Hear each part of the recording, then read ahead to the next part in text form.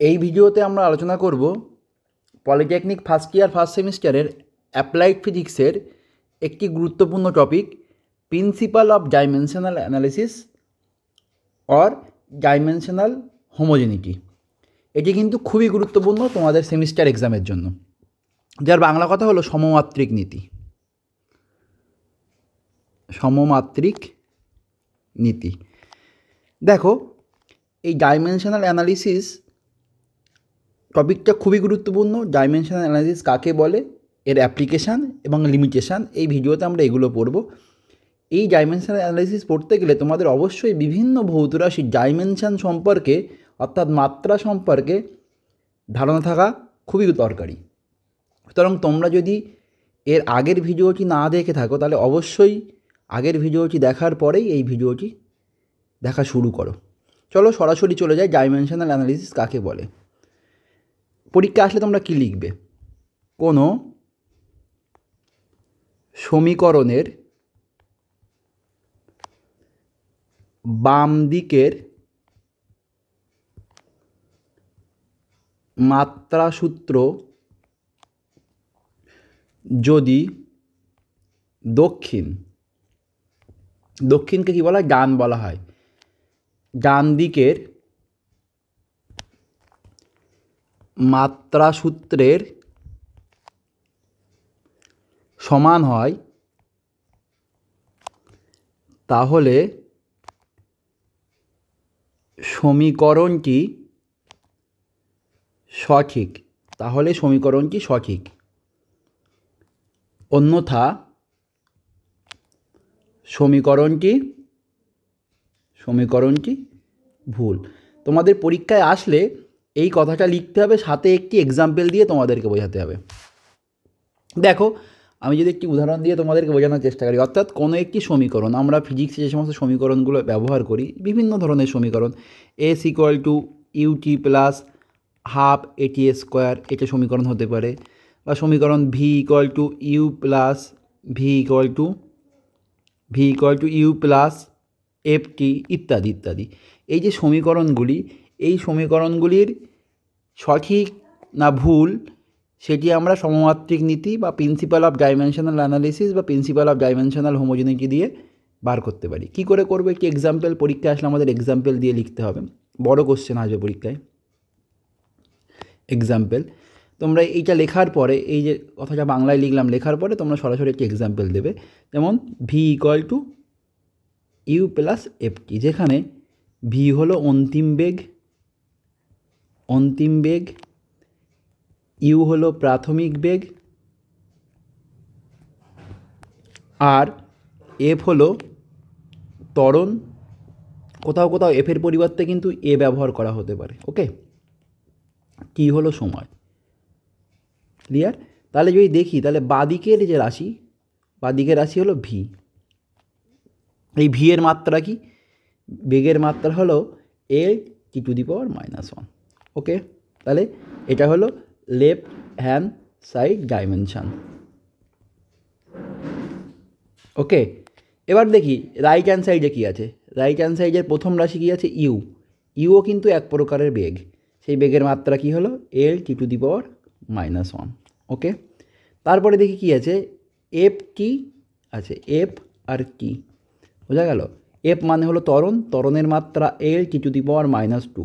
এই ডাইমেনশানগুলো কিন্তু আমরা সেকেন্ড ক্লাসে আলোচনা করেছি। আর টি মানে হলো তার মাত্রা টি। যদি আমরা সূচকের নিয়ম লাগিয়ে ক্যালকুলেশন করি তাহলে কী হলো? L T to the power -2 into T to the power 1। Calculation করলে কী হবে? L T to the power -1। যদি আমরা ওভারঅল দেখি তাহলে তাহলে তোমরা দেখতে পাবে প্রতিটা রাশির মাত্রা, সমীকরণের প্রতিটি রাশির মাত্রা হলো L T to the power -1। তাহলে সমীকরণটি কিন্তু সঠিক, অর্থাৎ বাম দিকের মাত্রা সূত্র ডান দিকের মাত্রা সূত্রের সাথে সমান। তাহলে সমীকরণটি কিন্তু নির্ভুল বা সঠিক। Left hand side dimension equal to right hand side dimension. পরীক্ষায় 3 নম্বরের আসবে। এই কথাটা লিখে যে কোনো একটি এক্সাম্পল দিয়ে করতে হবে। নেক্সট, যেটা সবথেকে বেশি গুরুত্বপূর্ণ, সেটা তোমাদের আসবে হলো এর application of dimensional analysis. Application of dimensional analysis. এর তিনটি অ্যাপ্লিকেশান আছে। কি? এক পদ্ধতির একক থেকে অন্য পদ্ধতির এককে রূপান্তর করা। আমি কথাগুলো বাংলায় বলছি, তোমরা বাংলায় শুনে লিখে নেবে, আমি এখানে ইংলিশটা লিখছি। কি বললাম? এক পদ্ধতির একক থেকে অন্য পদ্ধতির এককে রূপান্তর করা। টু কনভার্ট এ ফিজিক্যাল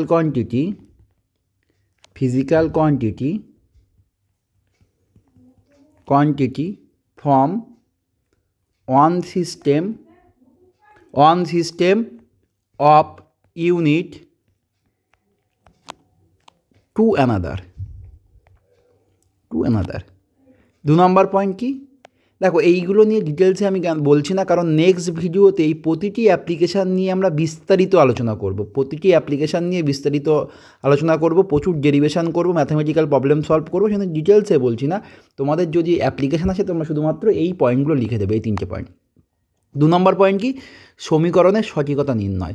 অর্থাৎ আমরা কোনো সমীকরণে বাম দিকের রাশির মাত্রা, ডান দিকের রাশির মাত্রা বার করে যদি সমান হয় তাহলে সমীকরণটি সঠিক, যদি সমান না হয় তাহলে সমীকরণটি বেঠিক। তাহলে কি? সমীকরণের সঠিকতা নির্ণয়। To check the correctness of a given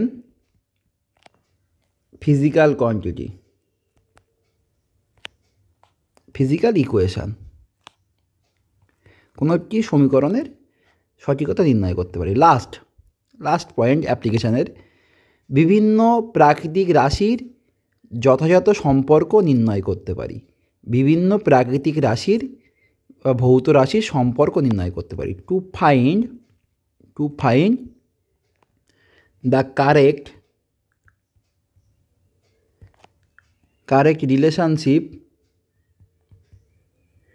relationship between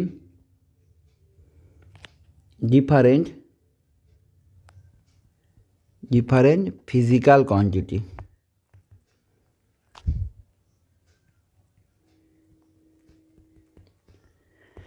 ওকে, এই 3টে টপিক নিয়ে আমরা নেক্সট ক্লাসে বিস্তারিত আলোচনা করব।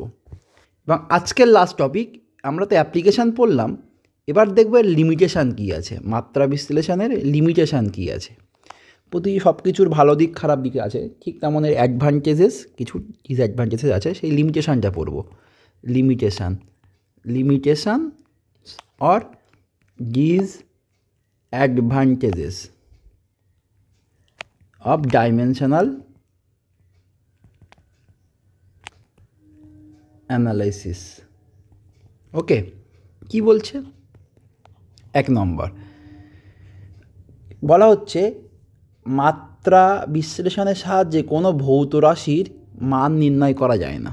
সংক্ষেপে লিখলাম আমি, যে নোটটা তোমাদের দেবো সেখানে ডিটেলসে লেখা আছে, ভৌত রাশির মান নির্ণয় করা যায় না। বোঝা গেল? 2 নম্বর পয়েন্ট কি বলছে? যদি কোনো ইকুয়েশনের মধ্যে ত্রিগোনোমেট্রিক অর্থাৎ সাইন, কস, ট্যান এই ধরনের রাশি থাকে, বা এক্সপোনেনশিয়াল e⁻x বা সামথিং, তোমরা এগুলো ম্যাথে পড়বে, যদি থাকে, বা লগারিদম বা লগ জাতীয় কিছু থাকে কোনো সমীকরণের মধ্যে, তাহলে এই যে ডাইমেনশনাল অ্যানালিসিস এটা কাজ করে না। সেক্ষেত্রে আমরা সেই সমীকরণে, যে সমীকরণের ভিতরে ত্রিকোণমিতিক ফাংশান থাকবে, এক্সপোনেনশিয়াল ফাংশান থাকবে বা লগারিদমিক কিছু থাকবে, সেক্ষেত্রে ডাইমেনশনাল অ্যানালিসিস আমরা অ্যাপ্লাই করতে পারবো না। 3 নম্বর পয়েন্ট কী বলা হচ্ছে? কোনো সমীকরণে, দেখো তোমরা যখন ভেদ পড়েছো সেখান থেকে আমরা সবসময় এই মনে করো a ভ্যারিয়াস b দেওয়া আছে, কথার কথা, সেখান থেকে আমরা কী লিখতে পারি? a = kb। বোঝা গেল? এই k হলো ধ্রুবক। এই যে ধ্রুবক বা এই যে কনস্ট্যান্ট, তার মান নির্ণয় করা যায় না। ভ্যালু অফ ধ্রুবক বা অ্যাকচুয়ালি কনস্ট্যান্ট, এর মান নির্ণয় করা যায় না ডাইমেনশনাল অ্যানালিসিস থেকে। বোঝা গেল? নেক্সট, যদি কোনো ভৌত রাশি দেখো আমি এটা ভৌত রাশি, এটা ধরো এখানে আমি দেখাচ্ছি, তোমাদের দেখানোর চেষ্টা করি। এখানে যে আমার কী টার্ম ছিল, ভি এটাও বেগ, ইউও বেগ, এফ ত্বরণ, টি হলো সময়। তাহলে কতগুলো রাশি ছিল এখানে? 3টে রাশি ছিল কিন্তু। ইউ ভি দুটোই বেগ, এফ হলো ত্বরণ, টি হলো সময়। এই 3-এর বেশি যদি ফিজিক্যাল কোয়ান্টিটি থাকে, 3-এর বেশি যদি ফিজিক্যাল কোয়ান্টিটি থাকে, ফিজিক্যাল কোয়ান্টিটি, পিকিউ মানে ফিজিক্যাল কোয়ান্টিটি, তাহলে সেক্ষেত্রেও কিন্তু ডাইমেনশন অ্যানালিসিস কাজ করবে না। সেক্ষেত্রেও কিন্তু ডাইমেনশন অ্যানালিসিস আমরা কোনো অ্যাপ্লিকেশানে কাজ করতে পারবো না। লাস্ট পয়েন্ট, আজকের টপিকের লাস্ট পয়েন্ট, যে মাত্রা বিশ্লেষণ পদ্ধতি স্কেলার বা ভেক্টর রাশি চিহ্নিত করতে পারে না। অর্থাৎ একটা সমীকরণের ভিতরে অনেক রাশি আছে, বোঝা গেল? সেই রাশিগুলোর মধ্যে কে ভেক্টর কে স্কেলার তাকে আমরা মাত্রা বিশ্লেষণের সাহায্যে নির্ণয় করতে পারি না। অর্থাৎ স্কেলার বা ভেক্টর এদেরকে আমরা মাত্রা বিশ্লেষণের মাধ্যমে চিহ্নিত করতে পারি না। অর্থাৎ আজকের এই ক্লাসটা খুবই সংক্ষিপ্ত ক্লাস, কিন্তু যে 3টে টপিক পড়ানো হলো, উইথ এক্সাম্পল ডাইমেনশনাল অ্যানালিসিস করানো হলো, এবং তার অ্যাপ্লিকেশান পড়ানো হলো, এবং তার লিমিটেশন পড়ানো হলো। এই 3টে টপিকই লং কোশ্চেন হিসাবে তোমাদের পরীক্ষার জন্য খুবই গুরুত্বপূর্ণ। ওকে, চলো আজকের ক্লাসে এই পর্যন্তই। দেখা হচ্ছে পরবর্তী ক্লাসে অ্যাপ্লিকেশান অফ ডাইমেনশনাল অ্যানালিসিসের বিস্তারিত ভিডিও নিয়ে।